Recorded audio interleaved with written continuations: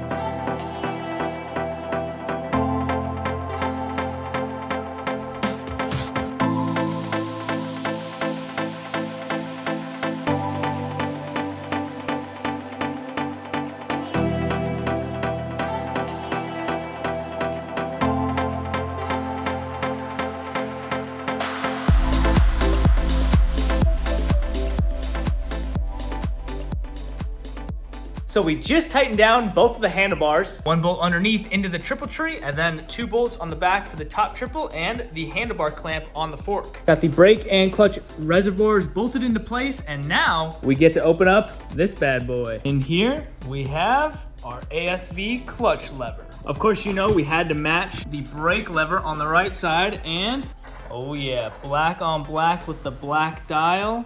This is gonna look sick. Along with that push rod that we are actually missing on this Clutch Master cylinder. If you guys wanna get some of these high quality ASV levers for your bike, I got a discount code in the description or CJ Media at checkout for 15% off. All right, let's install this.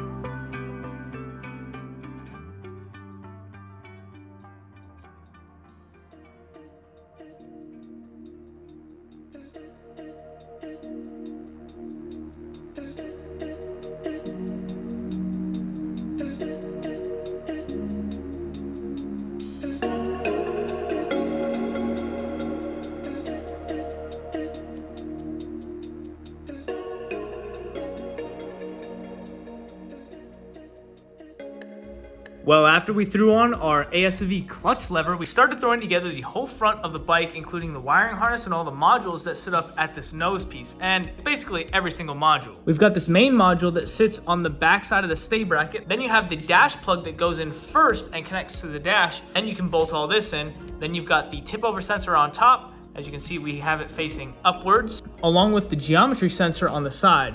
And while I was putting this wiring in, I noticed that one of the wires had broken on this geometry sensor wiring. And also not to forget that plug that sits all the way back in the stay bracket that is connected to the controls for the left side of the handlebar. It goes all the way up and behind this main module. So we're gonna repair this now before we forget about it later.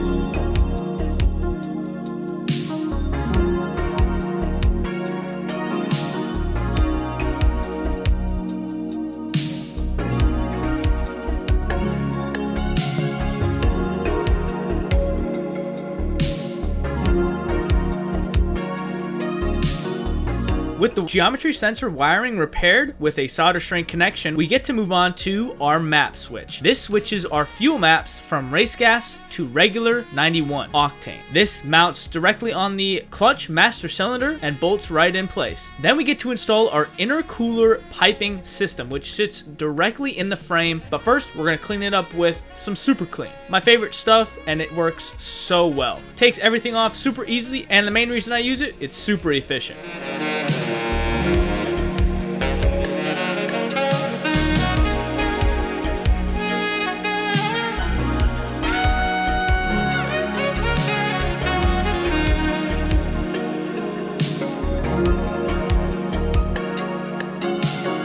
This reservoir for the intercooler system bolts directly onto the frame in a very sleek location, right underneath where the steering dampener goes. Then the tubing routes directly to the intercooler box, which you guys will see installed later. Now we're using some anti-seize on these bolts because when I took them out the first time, there was rust on them due to this being a steel trellis frame, and that steel on steel rusts over time. So we're going to protect that with some anti-seize. We also threw in the horn to the lower triple tree. That's easy. 2 5mm Allen bolts, and that's bolted directly in place.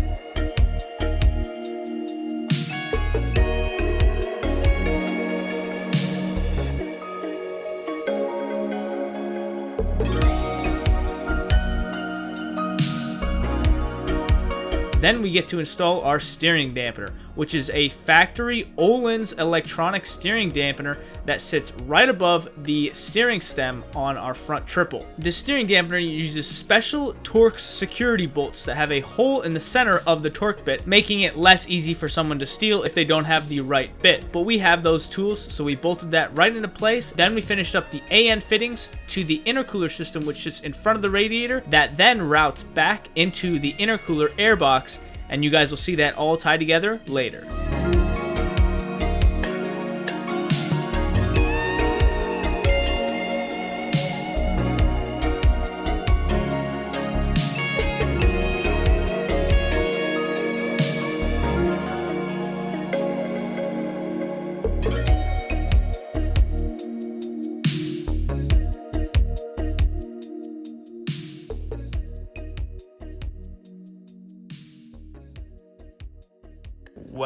Well, we have the Airbox, and we're just about ready to install it on the bike. We slapped in the coolant reservoir and pump for the external front radiator that is for the intercooler system. We got piping going to the far right and the far left, these AN fittings, along with these tubes that go directly to the intercooler box in the Airbox, plus the electrical connection for the actual pump all the way back in the rear. We'll figure that out later. Plus the steering dampener is in, along with that electrical connection, and a bunch of other electrical connections back here that we had to plug in before we could throw in this reservoir. Now we got one messy and oily Airbox to clean out and install on the MV, and install on the Ninja H2.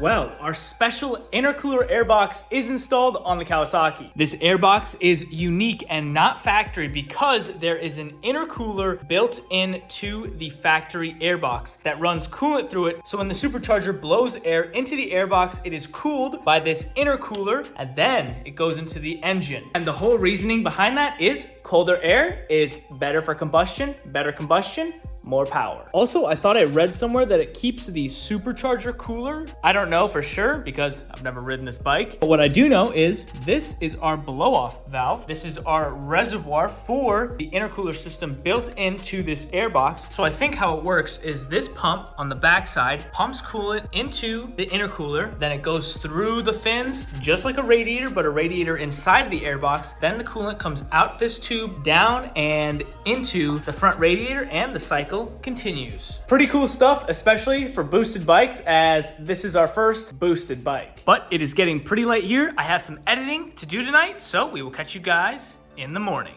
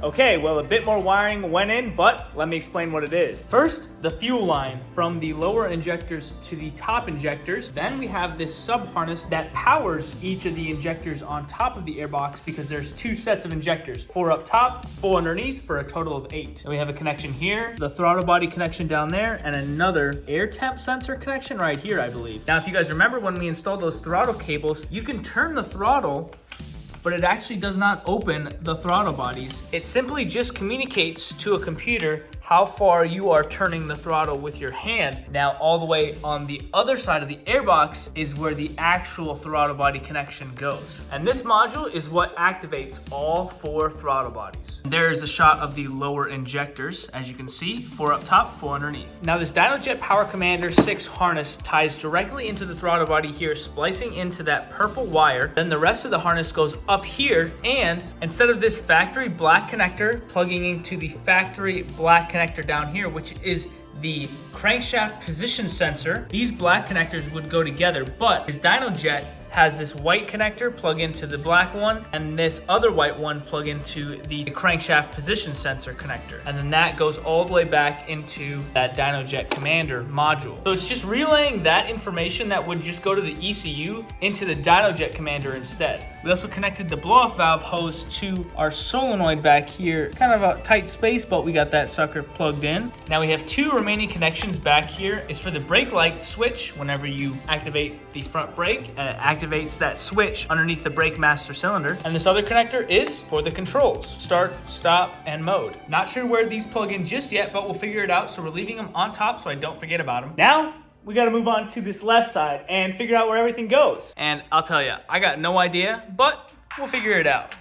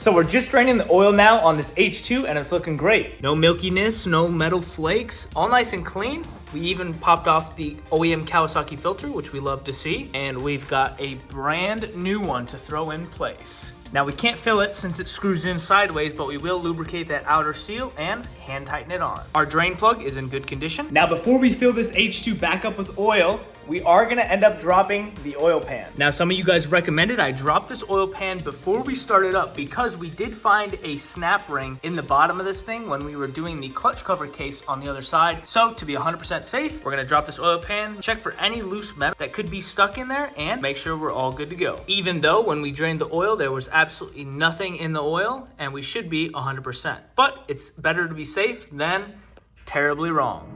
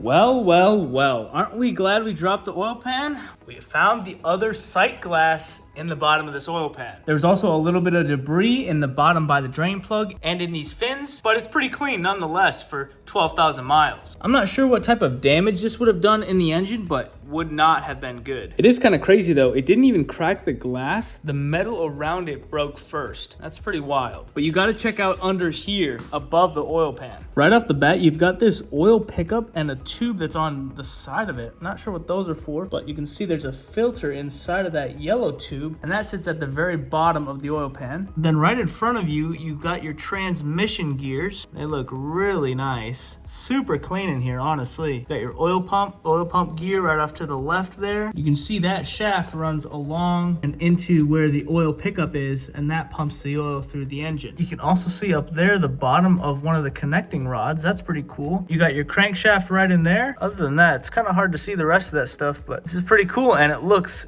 fantastic for having 12,000 miles on it. I mean, considering how that case busted open, it's looking great. Now let's put it all back together and get some oil in this Ninja H2.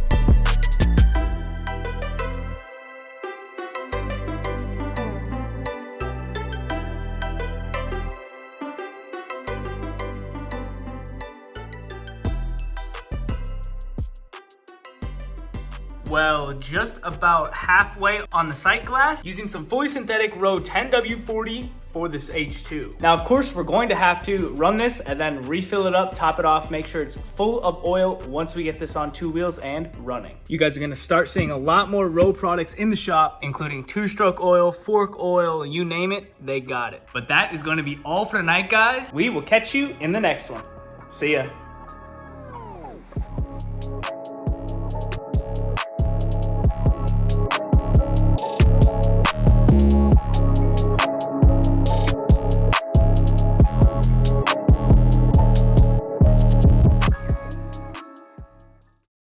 All right, a little bonus content for you guys. A little sneak peek on one of the new builds.